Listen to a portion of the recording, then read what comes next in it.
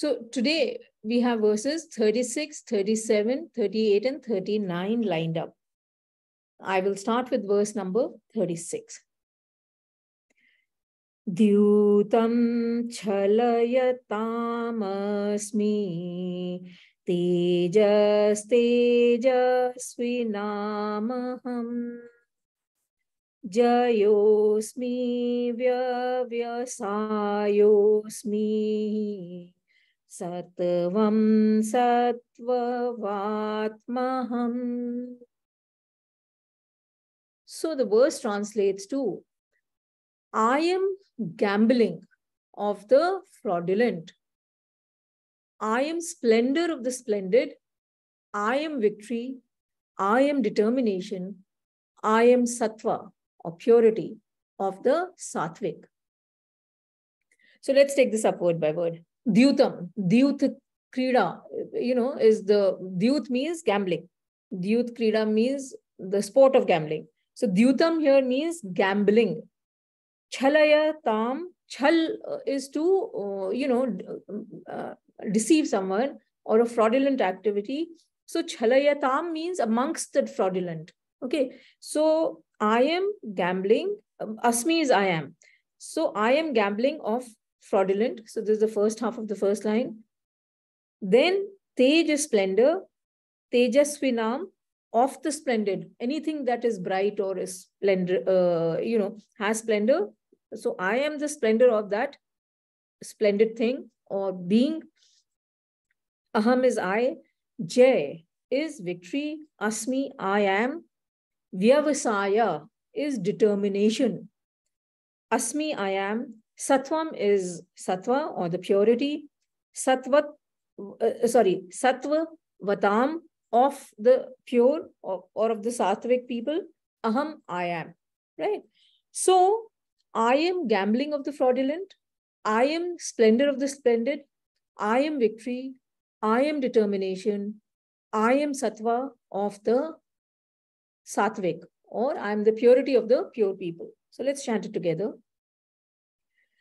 Dyutam chalayatamasmi tejas tejasvinamaham jayosmi vyavasayosmi sattvam sattvatamaham. So this is an interesting start to the verse, because while addressing or while enumerating his vibhutis, Lord Krishna is also addressing continuously, actually even earlier we have seen, addressing the duality. So it's not just all the good things that are his vibhuti, it's all the bad things also which are his opposites. See, unlike many religions, now this is something that we must appreciate, where, the God has only the good qualities and all the bad qualities reside in the devil, right? So unlike that, in our scriptures, now see the wholeness of the thing. It is that same Brahman which is responsible for the bad things also. Because as we have been reading, the Brahman pervades the entire universe. So the Lord is like the fuel in the vehicles. Just as no vehicle can move without the fuel, even electricity, electrical charge, I'm putting it, categorizing as a fuel, the vehicle cannot move. Similarly, no living being can exist without Brahman. And the 3 points, important points for comparison between the fuel and Brahman are that just as the fuel is the prime mover, the fuel itself has no desire to go anywhere, and the fuel has no role in the performance of the vehicle. Okay. Similarly, the Brahman is a prime mover in us. Brahman per se has no desire to gamble or not to gamble, for example. And it has no function in how an individual or a being is performing. This is what you may recollect we have done in chapters 3, 4, and 5, the Karma Yoga, the Jnana Karma Sannyas Yoga, and the Karma Sannyas Yoga, right? So this is what we had covered much earlier. And therefore, though Brahman enables us and enlivens us, it is itself neutral. It is we humans who have the choice to what we want to do at any given point of time. So the intellect and ability of a gambler is also enabled by the same Brahman. Now, if the gambler is naturally choosing to gamble away his abilities, God is not responsible. That the act is solely with the person who's gambling. Also, amongst all kinds of cheaters, I mean, we have many kinds of cheats and fraudulent activities and people. So of all the fraudulent activities or of all the cheating processes, gambling stands supreme. And while we were doing the Karma Yoga chapter, we had read that we must always act in a manner, within the spirit of service and sacrifice.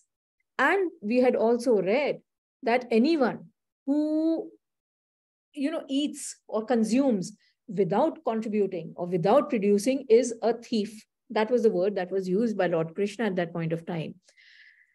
A gambler's attitude is to gain wealth without earning it. So that is, in any case, it's violating the principles by which, as per the technique of right action. Also, gambling is a dangerous family, businesses, and lives. The Mahabharata war itself was a result of Yudhishthira's weakness for gambling. For those of you who are familiar with the scripture. And Shri Krishna is labeling his gambling as one of his vibhutis. What he is saying that I can be most deceitful. Any person living, I can be much more deceitful if I choose to be than that person. No one can surpass him in deceit. So his greatness is not one-sided, it is all-sided. Then he goes on to say, I'm splendor of the splendid. So as I mentioned, that anything that is splendid, that's splendidness or the splendor of the thing is what Brahman is. Coming down to human beings, I mean, some of us are endowed with sharp intellect and we never lose our discrimination as to what is right and what is wrong. And spiritual seekers, Nobel Prize winners, freedom fighters, scientists, etc. are some such examples. These are the people who righteously and consistently follow their path. They have the aura of splendor because they are doing everything in the correct manner. So their personality automatically has a radiant glow and also encourages other people to do likewise. So Shri Krishna is identifying with the splendor or brilliance of such humans and anything that has that splendor. Then he says, I am victory. Victory means a gain or a conquest. So all of us like to be victorious in whatever we set out to do. And even if we are not endowed with the great intellectual faculties that we talked about, amongst the splendor of the splendid, even if we do not have those great intellectual faculties, we can accomplish a lot if we are hardworking, industrious, focused, and follow the technique of right action, which was covered in chapters 3, 4, and 5. Now, when we are working for a relative goal or a worldly goal, we will get worldly victory. When we set the absolute goal, we will get the absolute victory, which will lead us to ultimate peace and bliss. Krishna is identifying himself with all these victories, whether they are in the relative realm or they are in the absolute realm. Then he says, I am determination. What is determination? Is your consistency and that dogged attitude, that you will continue to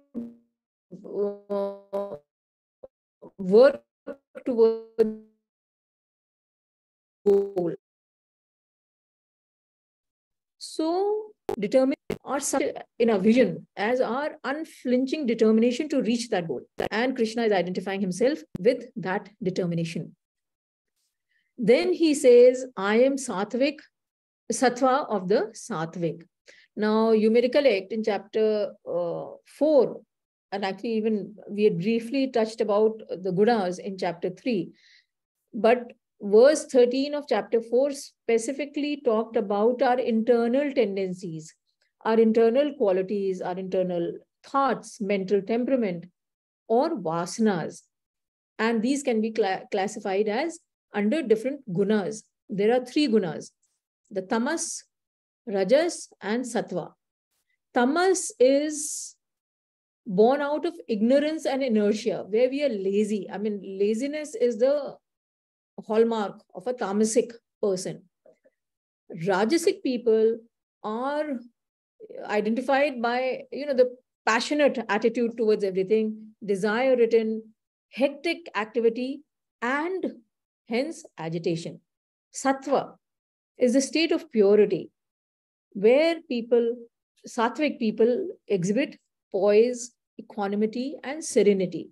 So all of us are a combination of these 3 gunas, and we have them in different proportions. And that is why we appear to be different. Now, in a sattvic person, it is sattva which predominates, rajas and tamas. So a sattvic person has actually worked hard to remove the rajasic and the tamasic qualities in himself or herself and has replaced it by sattva. So when we talk about self-development or self-evolution, the basic aim is actually to reduce and finally remove the rajasic and the tamasic content that we have and replace it by sattvic content. Sattvic is nothing but goodness, purity. So Krishna identifies with sattva or goodness here. Then we move on to verse number 37. Vrishīṇāṃ vāsudevosmi Pandavānāṃ Dhananjaya Munināmapyaham Vyasaha Kavināmushna Kavi. So Krishna goes on to say, of Vrishni. Vrishni is a clan. Of Vrishni, I am Vasudev. Okay. Of the Pandavas, I am Dhananjaya. Also of sages, I am Vyas. Of thinkers, I am Ushna. Let's take this up word by word. Vrishina is amongst the Vrishnis. Vasudev is a proper noun. It's the name of Krishna himself. Okay, and we will discuss this. Asmi, I am. Pandav are the Pandavas. So Pandavanam, amongst the Pandavas, I am Dhananjaya, which is the name of Arjun, the 2 people who are having the dialogue here. Muninam, amongst the sages, Api also, Aham, I, Vyasa, sage Vedvyas. Kavinam, of the thinkers or seers, Ushna is a proper noun, Kavi is a seer. So it translates to, of Vrishni, I am Vasudev. Of the Pandavas, I am Dhananjaya. Also of sages, I am Vyas. Of thinkers, the thinker Ushna. So let's chant it together. Vrishīṇāṃ vāsudevosmi Pandavānāṃ Dhananjaya Munināmapyaham Vyasaha Kavināmushna Kavi. So now we have interesting metaphors. 4 of them are our way. So the first one, he says that I am Vasudev of the Vrishni. So Lord Krishna took birth in the Vrishni clan or the Vrishni Kul. So Vrishni is the name of a clan.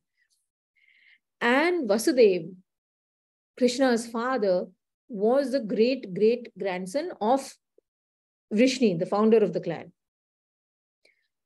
we know that Krishna is the son of Vasudeva and Devaki. They were his biological parents. Therefore, Krishna is also known as Vasudeva, the son of Vasudeva. No soul can excel Lord Krishna in his, opulence and grandeur and vibrancy. So he is the most glorious personality of the clan, and Krishna declares himself as the supreme amongst the Vrishnis. So now Krishna himself is saying that I am my own Vibhuti, interestingly, right? Then the next one that he's talking about is that he says that I am Dhananjaya of the Pandavas. Okay. Now, Pandavas, we know, were the 5 sons of Pandu. And now I'm going to ask questions, so you can all unmute yourself and try to answer what I'm going to ask you. So these sons were born as a result of a boon, right? That was given to Kunti by the sage Durvasa. So she had served Durvasa Muni, and when he was departing, he gave her this boon. And the boon was a mantra by which she could invoke a god of her choice and beget a child through that god. Okay. So if you can read the Mahabharata and find out that Pandu could not have children. So Kunti invoked the mantra, and the Pandavas were born between Kunti and Madari, and we will discuss this. Now, what were the 5 names of the Pandavas? Now, you guys have to answer this.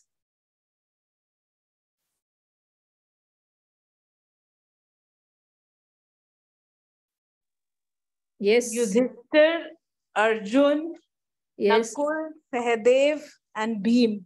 Correct. So these were the 5 Pandavas. Yeah. Who were their fathers? Because Kunti had invoked gods, different gods. Oh. That So, I don't know. yeah. So, so Yudhishthir was a son of whom? If anyone, okay, let me tell you. Yudhishthir is also known as Dharmaraj, right? He was always righteous, just. He was the son of Lord Yam, right? So Yamaraj is also known as Dharmdev.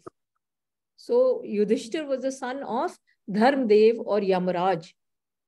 And he was the most righteous of all the Pandavas. The next was Bhim. Bhim had a lot of strength. So Kunti had invoked the Vayudev. And Bhim was born out of this union. Okay. And amongst our scriptural characters, who else is the putra of Vayu, god Vayu?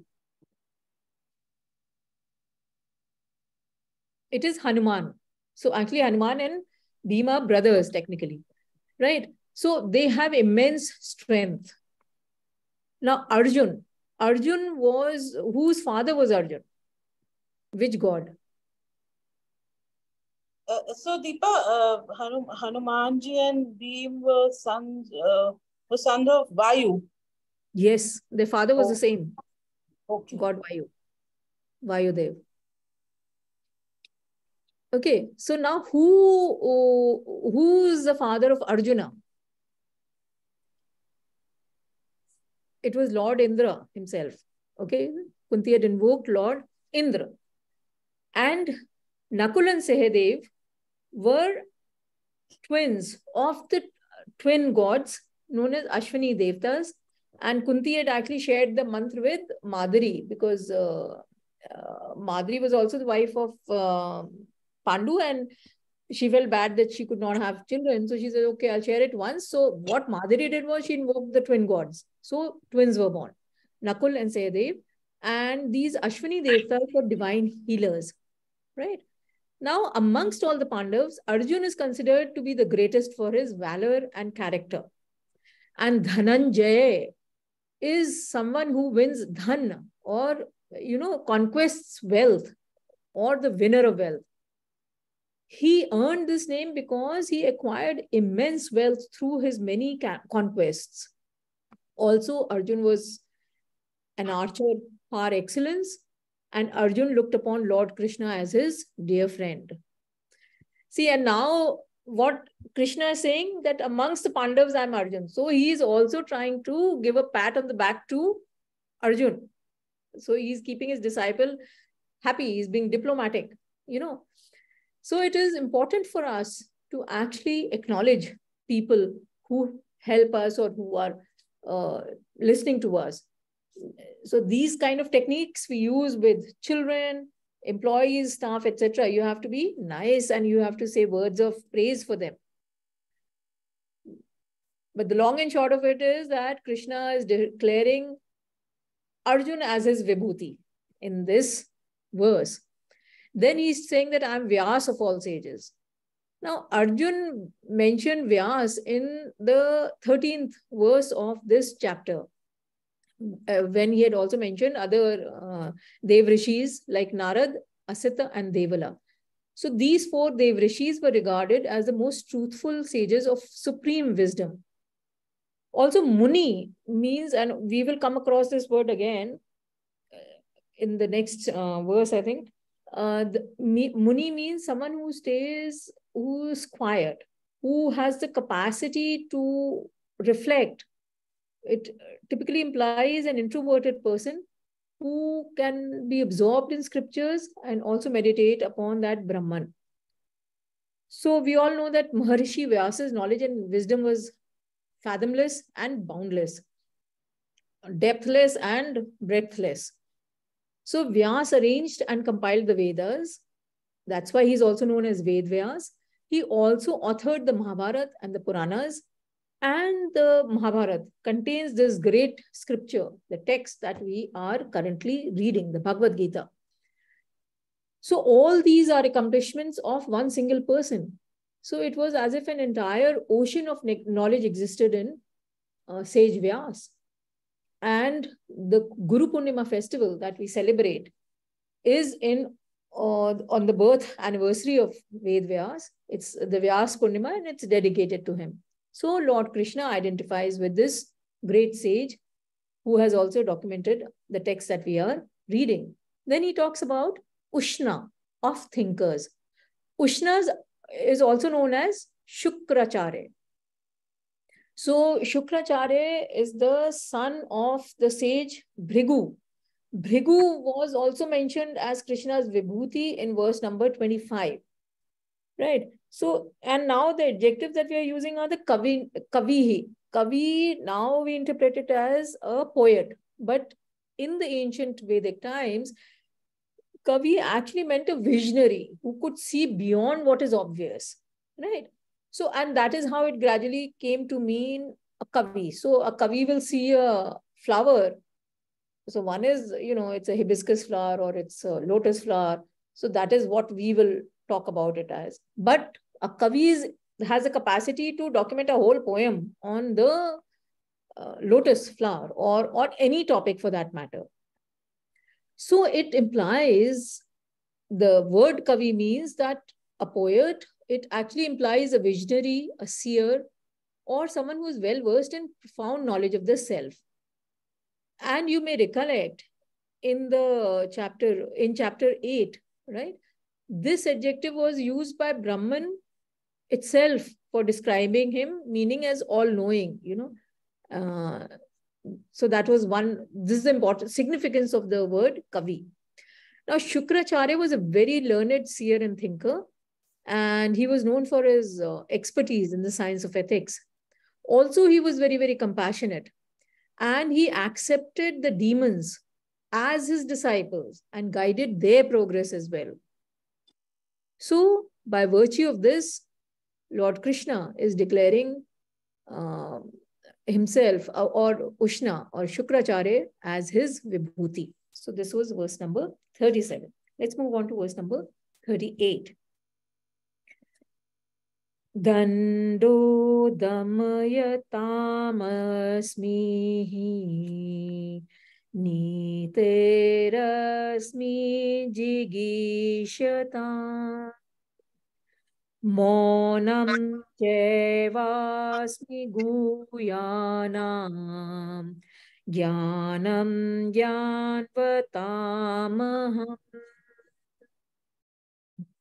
So Krishna says that I am dand or punishment of rulers.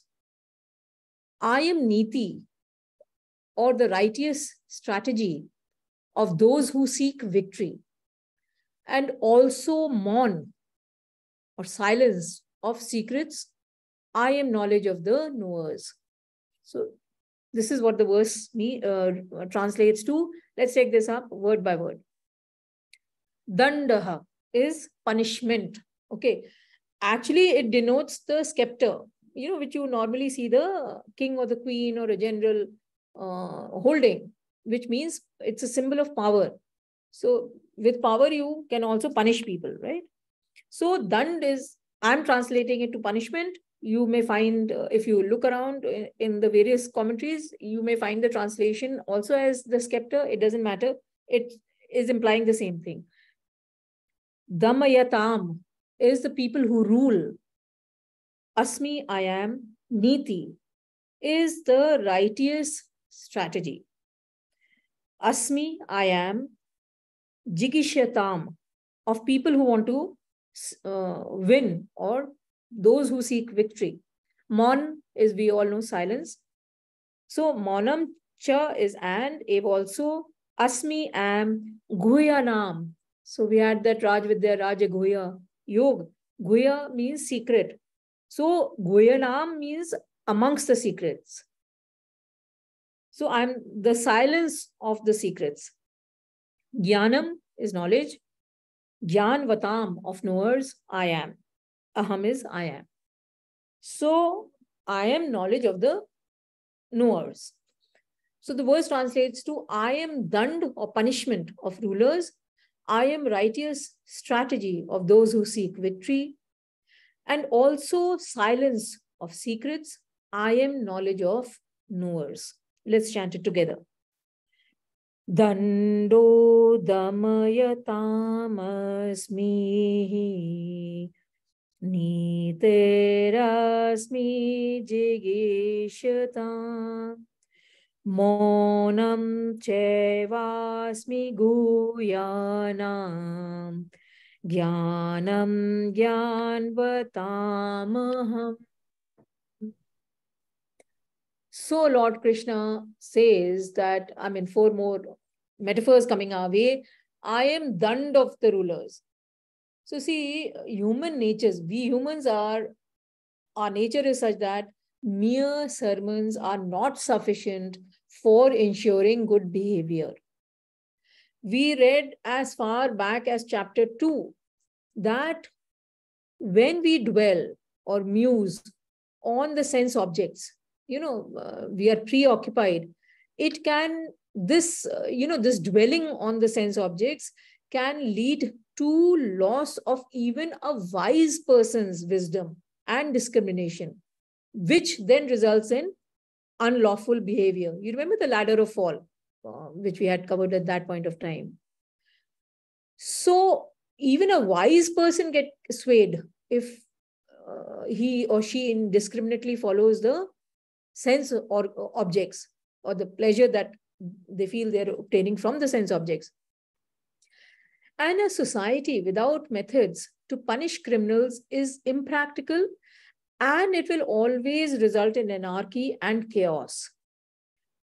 For a ruler, the person who's ruling the society, timely and just punishment is important to deter the persons of society, that are sitting on the fence and are very likely to perform wrong actions. So that is the dand, that it means the timely and just punishment for a wrong act, so that the right is corrected. You see, we have people from the legal discipline here. The law takes so long that, if you're giving justice after 20 years or after 15 years to someone who has committed a crime, then what is the point? What is that justice? So timely, when we are talking about the dand, the punishment, it should be timely and just. It should be just the right amount of punishment for the crime committed. Dand, I've also covered, is a scepter, which is the sign of power. And it was used by the ruler to denote that they are the ones who are ruling here. In today's context, since we really do not have rulers and, kings and queens, etc., we can understand them to be the generals, to be the managers, more importantly, in an organization. And just as the way the manager should be given the right to hire and fire to benefit the organization, the carrot and stick policy that we use for the child's development, that same kind of latitude should be also given to the rulers or the managers. And this will provide just and timely punishment, which will remove the indiscipline in the society or amongst the people. Now, from the subjective point of view, when we talk of ourselves, if we talk, we have to control our mind and our sense organs so that they do not, continue in the world chasing that sense object. So we have to ensure that the moment we are going astray or following indiscriminately the sense organ or the sense object, we must exercise control and discipline the mind. That is what it means. It also implies. Then Krishna says that I'm Niti of those who seek victory. Now, Niti means the righteous strategy for attaining something, for obtaining victory. Great statesmanship or diplomacy is required for victory. You should not, irritate people who are your competitors or who are with you, fighting along with you for, let's say, a business deal or a case. And we must appreciate that the desire for victory is universal. Just in verse number 36, we read that victory is also Lord's vibhuti. It is something that we all seek. But here, what are we saying? That the means to the end are also important. The strategy that you deploy to attain that victory is as important as the victory itself. And the strategy that we should deploy should be the correct or the righteous dharmic strategy. And it needs a lot of strength of character to pursue on the correct path. Those people who have this strength of character do not sacrifice morals or ethics to achieve the victory.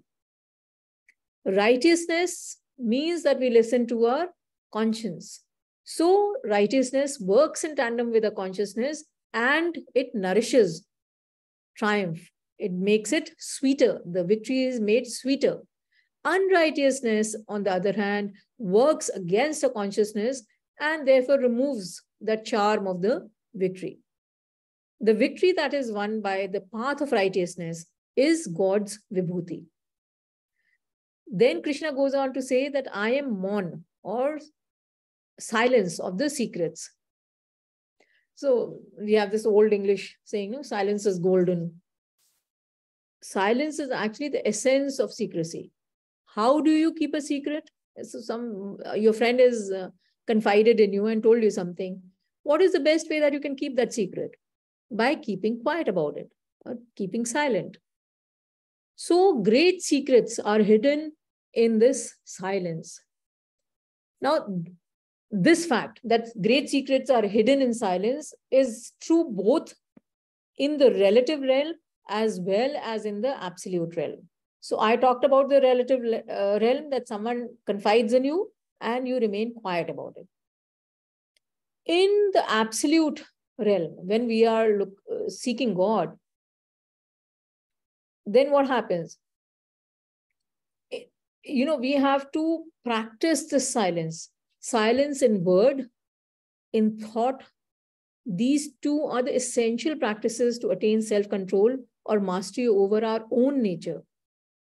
And the greatest secret of them all is the self. That is what we did some chapters back. That's the greatest, the royal secret. Raj Vidya, the royal knowledge, and the Raj Guhya Yoga, that is the greatest secret. Atman resides, or Brahman resides in that silence. So even when we are seeking Atman through the process of meditation, which you may recollect, we did those chapters 3, 4, 5, and 6th was when we sit in meditation and contemplate on that Brahman. And then we start with a mantra, which is a sound invocation. At the final stages of meditation, even the sound dissolves into a silence. And in that silence, Brahman manifests itself. So Brahman resides in silence. And Lord Krishna is identifying with this silent, unknown, or the secret Brahman or Atman. Then Krishna goes on to say that I am Gyan of the knowers. Now, Gyan refers to the knowledge of the self. Actually, in our scriptures, it's always talking about the knowledge of the self. That knowledge, the spiritual knowledge or knowledge of our own Atman, is the ultimate goal of all seekers. And once we reach that state where we have merged with the Atman, all knowledge ceases. There is nothing to be sought. We have attained it all. So all seeking ceases once the self has been reached. And then he uses the word Jnanavatta, means the people, the knowers or the enlightened souls. So the enlightened people actually know the self. And this knowledge of the self is the real knowledge. All other knowledge is relative, it's finite and limited. Knowledge of the self is a true knowledge, and Krishna identifies this as one of his vibhutis. Then going on to verse number 39.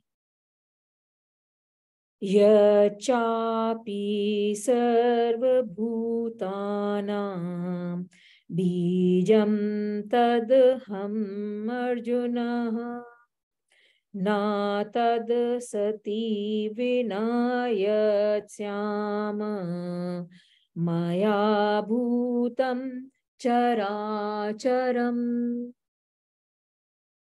So this verse translates to, and also I am that which is the seed of all beings, O Arjuna. There is no being moving or non-moving which can exist without me. So let's take this up word by word. Yat is that which, cha and, api also, sarv is all, bhut is beings. So sarv bhutanam becomes of all beings, bijam is seed, tat that, aham I, Arjun is of course Arjun, na no, tat that, asti exists or is, vina without, yat that which, sayat may exist, maya by me or through me, bhutam being, chara, char is moving, achar is non-moving. So characharam means moving and non-moving. So the verse reads, and also I am that which is the seed of all beings, O Arjuna. There is no being, moving or unmoving, that can exist without me. Let's chant it together. Yachapi sarva bhutanam bijam tadham Arjuna na tadsti vinayatsayana maya bhutam characharam. So now we are in the concluding stages of the chapter. And Krishna is presenting the world as just a small, infinitesimal part of that Brahman. Brahman is inherent and pervades this world. And not only does it pervade this world, it transcends, or it goes beyond it as well. So it pervades the universe in infinite expanse of glory and power. And as Brahman, now Krishna is identifying with Brahman. He declares himself to be the source of the world, the seed of both the animate and the inanimate. He has already provided us with a long list of his salient mind you, he's everywhere. So you cannot really explain his vibhuti in a finite manner. So what was presented before us were the salient manifestations that he thought he would bring forth. So he's provided these expressions, and he's giving us a simple formula to recognize him, how we can recognize him. So whatever we come across in the world, whether it is living, non-living, whether it's moving or non-moving, that is stationary, we must understand it to be, to have been arisen from that seed, which is Brahman. So we should understand the Brahman as a source of everything in this universe. And we must also realize that the Brahman is not affected by anything. All these moving, non-moving, stationary, selfish, all that is a projection on the Brahman, just as the way the movie is the projection on that clear, white, pristine screen. The world, but however, the important part is that the world cannot be manifested nor perceived without Brahman's support. So he is presenting it and we are perceiving. So both the consumer and the producer, it's all through Brahman. The entire universe will not exist without Brahman. And all the names and forms that we see in the universe are enabled by Brahman, or the substratum is Brahman. Once we comprehend this and develop our vision based on this knowledge, we will see Brahman all across, everywhere.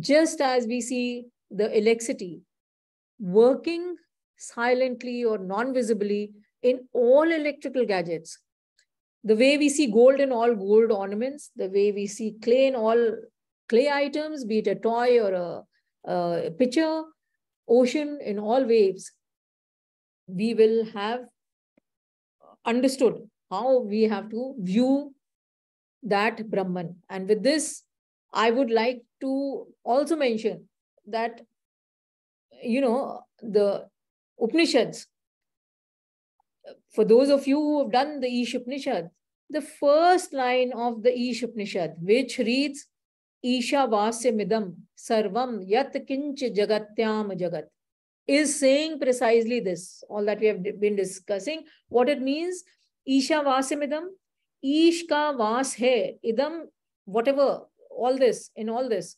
Sarvam, everything, Yat Kinch, that you see around you, Jagatyam Jagat, in the world which is moving and non-moving. That's exactly that. So that was just the first line of the Ish Upanishad, which so succinctly puts out everything that we have been discussing. And with that, we will close today's session.